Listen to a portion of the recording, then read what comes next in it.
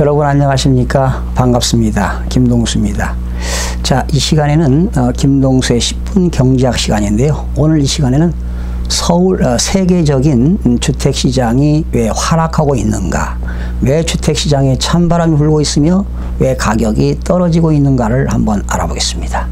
현재 우리나라는 문재인 정부 들어서서 지난 8.2 대책을 발표했음에도 불구하고 부동산 가격이 상승했다고 볼 수가 있습니다.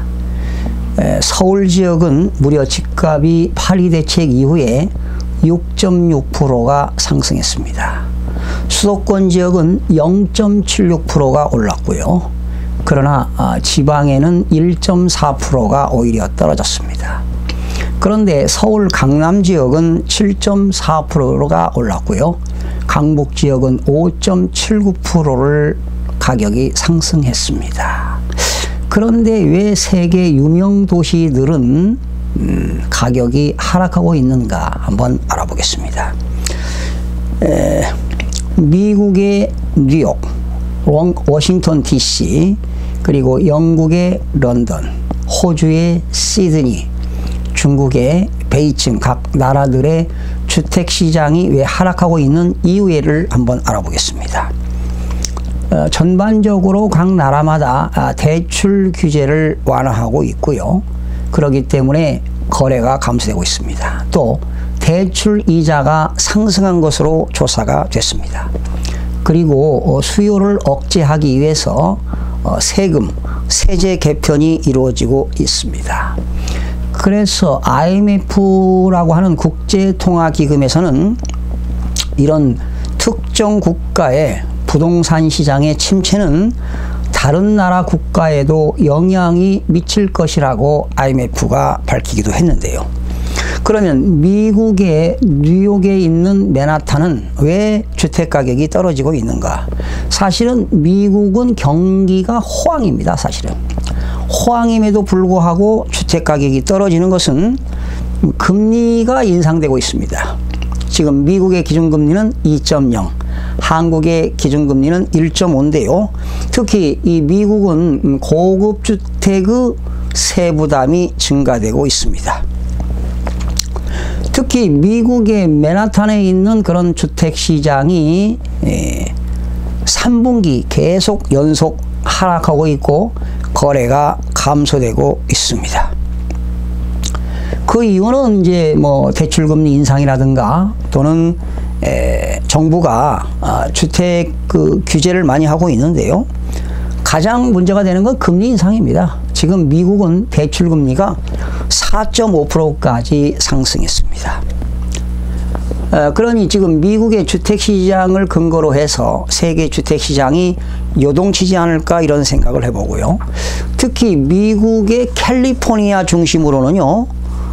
고급 주택 수요가 매년 감소하고 있습니다. 떨어지고 있고요. 그 이유는 미국에서 중국인들이 소유하고 있는 주택을 계속 매도하기 때문에 공급 수요 원칙에 의해서 하락하는 것 같습니다. 사실은 미국의 그 주택의 주요 국가는 중국이 제일로 많이 주택을 소유하고 있고요. 그리고 두 번째는 캐나다가 고객이 가장 많습니다. 특히 여러분 그 캘리포니아 하게 되면 아시아 그 지역의 큰 공동체라고 할 수가 있습니다. 그 캘리포니아는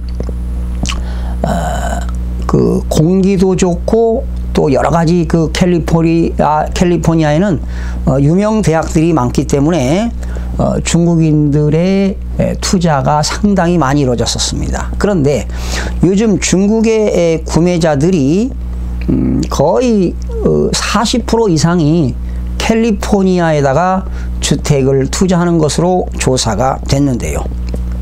그런데 요즘 그 중국과 미국의 무역 분쟁으로 인해서 중국인들이 미국의 주택을 매도하다 보니까 가격이 떨어지는 것 같습니다. 그리고 중국에서는 또 규제하고 있죠. 외국에다가 부동산을 투자할 때는 5만 달러 이상을 송금을 못하게 규제하고 있습니다. 그러면 5만 달러면은 우리나라 돈으로 한 5천 500만 원, 한 6천만 원 되는데요.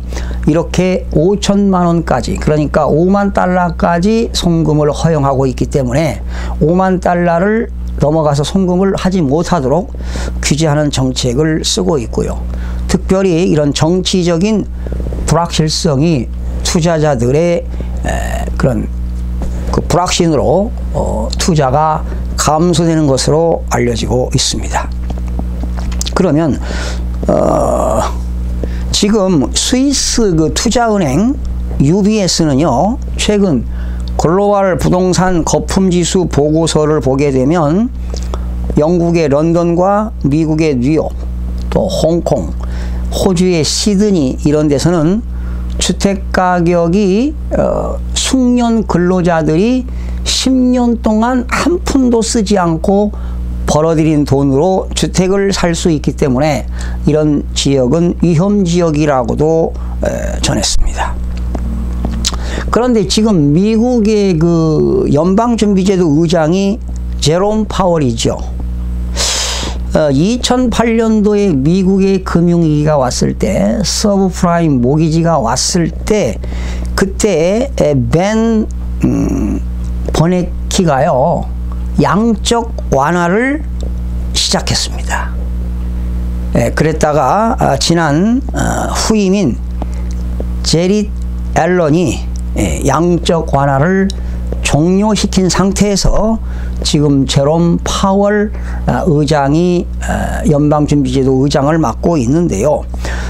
현재 제롬 파월 미국의 그 의장은 이런 주택시장 붕괴를 막으려면 통화정책을 정상화하는데 그런 어려운 과제가 있다고 덧붙이기도 했습니다. 자, 그러면 영국은 어떤가 한번 알아보겠습니다. 지금 영국은요, 블랙시트라고 하는 유럽 연합을 탈퇴했죠. 그 이후에 지금 영국은 경제 성장이 둔화되고 있는 실정입니다. 그러다 보니까 역시 수요가 부진되고 시장 그 심리가 상당히 위축되었고요. 과거에 영국의 런던은 고급 주택을 공급을 많이 했습니다. 그래서 요즘은 수요 공급 원칙에 의해서 거래량이 감소되고 있고요.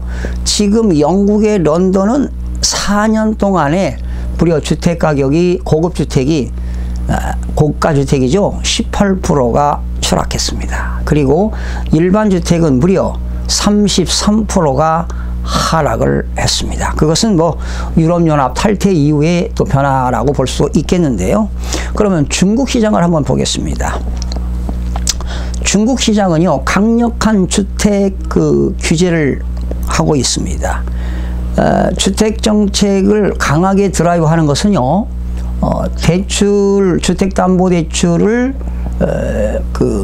담보대출을 많이 규제하고 있고요. 또 중국 정부는 딜레버리징, 부채 축소 정책을 쓰고 있습니다. 그리고 역시 그 주택 보유자들이 추가로 주택을 보유하는 것을 주택 구매를 제한하고 있습니다. 그것은 경기 그 둔화로 상당히 타격을 받고 있는 입장인데요. 지금 중국은 사실은 베이징 같은 주택은 과거 2012년부터 6년 동안 쭉 꾸준히 주택 가격이 상승을 했는데 지금은 일단 멈춘 상태가 되겠습니다. 그래서 베이징 이외의 지역에서도 일부 주택 가격이 지금 폭락 조짐을 보이고 있고요. 지금 그래서 이 주택정부는 주택 가격 상한제까지 설정을 했습니다. 그리고 중국 정부는 해외에 부동산 투자를 많이 규제하고 있습니다. 사실은 중국인들이 제주도에다가도 투자를 많이 했었죠. 그런데 그래서 그 제주도의 땅값이 뭐 200%, 300%까지 상승했는데 요즘 제주도에도 중국인들이 투자가 상당히 급감하고 있는 실정인 것 같습니다. 바로 중국 정부가 해외 투자에 부동산 투자를 억제하고 있는 정책을 쓰고 있기 때문입니다. 그러면 호주로 한번 넘어가 보겠습니다. 사실은 호주 시드니는 세계 두 번째로 비싼 곳이라고 알려져 있죠. 그런데 호주 시드니는 지금 10개월째 계속 주택가격이 지금 떨어지고 있습니다. 고점 대비 5%까지 하락하고 있고요. 지금 그 호주 시드니도 과거에 2010년도에는 저금리였었죠. 그 당시 그래서 중국인들이 호주 시드니에도 많이 주택을 투자해서 주택 열풍이 불어가지고 가격이 상승한 경우가 많았는데요. 지금은 정부가 투자 부동산 대출을 규제하고 있고, 그리고 호주도 대출 금리가 상당히 인상되고 있는 실정이 되겠습니다. 그 사실은 미국과 유럽, 미국의 그 금융위기 이후 2011년도에 유럽발 또 파이낸셜 크라이시스 재정위기가 왔었어요. 유럽발 재정위기가 왔을 때 양적 완화를 시작해서 지금은 양적 완화가 종료된 상태인데요. 자, 이렇게 지금 호주까지 부동산 가격이 지금 하락하고 있다. 결론적으로 지금 어떤 입장이 되겠습니까? 거의 나라마다 대출 규제를 상당히 강화하고 있기 때문에 거래가 감소되고 있다. 또 수요를 억제하기 위해서 세제 개편을 강화하고 있고, 모든 나라들이 고가주택의 그 규제를 많이 해서 고가주택의 거래가 감소되고 있다. 뭐 이런 내용인데, 그런데 지금 우리나라는 유달리 지금 2013년이죠. 지금으로부터 5년 전부터 가격이 꾸준하게 상승세를 이어오다가, 그러다 보니까 지난 정부가 파리 대책을 발표해서 지금 1년이 넘었는데도 불구하고 서울의 주택가격은 6.6%가 상승했고, 특히 강남권은 작년 8월 2일 이후에 7.4%가 상승을 했는데, 과연 우리나라는 주택시장이 조정기에 들어선 것은 사실입니다. 그럼에도 불구하고 지금 여름철인 비수기에도 강북, 강남권 할 것 없이 주택가격이 상승하고 있는데요. 제가 볼 때는 소위 테크니컬 랠리, 기술적 반등이 아닌가 이런 생각을 해보고요. 앞으로 미국의 기준금리가 인상이 있죠. 하반기에도 인상하게 되면 한국의 기준금리도 불가피하게 인상될 수밖에 없습니다. 그렇게 되면 대출금리 상승으로 한국에도 악영향을 미칠 거라고 보는데요. 제가 개인적으로 볼 때는 이거는 누구나 알 수는 없습니다. 주식이나 부동산 가격이 상승한다 하락한다 아무도 알 수 없습니다만은, 세계 경제적인 흐름과 또 국내 경제 흐름을 살펴보게 되면 아마도 2019년도에 부동산 위기가 올 것 같기도 하고요. 또 2020년도는 대한민국의 베이비 부모 세대의 고점이 되는 시기이기 때문에 아마 2020년까지는 계속 하락기를 맞지 않을까 이런 생각을 해보고, 그러면은 2021년, 22년도에는 공급량이 부족해서 2022년 3년도에는 다시 부동산 가격이 상승되지 않을까 이런 예측을 한번 해보겠습니다. 자, 오늘은 세계 주택시장에 대해서 알아봤고요. 앞으로 또 한국의 주택시장 한번 전망을 해봤습니다. 여러분들 늘 여러분과 함께 공부하는 가까운 이웃이 되도록 최선을 다하겠습니다. 여러분 다음 시간에 찾아뵙겠습니다. 대단히 고맙습니다.